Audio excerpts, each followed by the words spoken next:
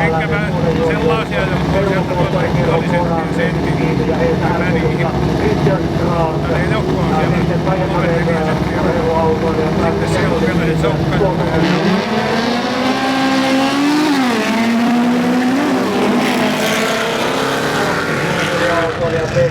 Ja Huttunen.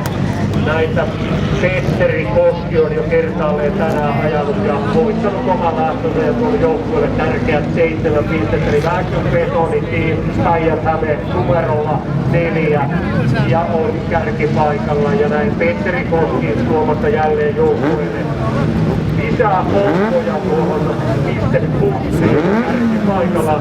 Tulee sieltä Koski tuolla kerroskelta. Sitten numerolla Hämylbrand ja Sami Hämäläinen on kakkospaikalla. Ei siitä ole itsellä näyttää tuolta Vegasin.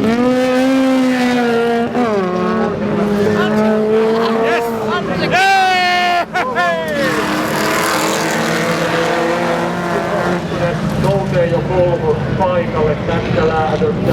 Kun kärkipaikalla painelee edelleenkin vähän kuin Petuli ja Petteri Koski ykköspaikalla. Sitten Hämylbrand on kakkosella ja Hämylbrand Sami Hämäläinen tuo pisteitä. Ja tosiaan Vegasin tiimillä Juho Huttunen nousi hienosti kolmospaikalle tuoden siellä iso letukkaa. Pitkät leveät linjat, kun vie tulee tuonne väliin suorille ja siellä pitää hevosen kenkä päässä odottaa.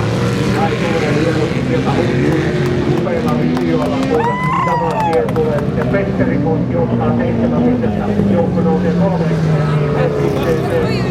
Hämylbrand saa 5 pistettä, menee 24 pisteeseen. Ja sitten Vegasin tiimi on taas 4 pistettä.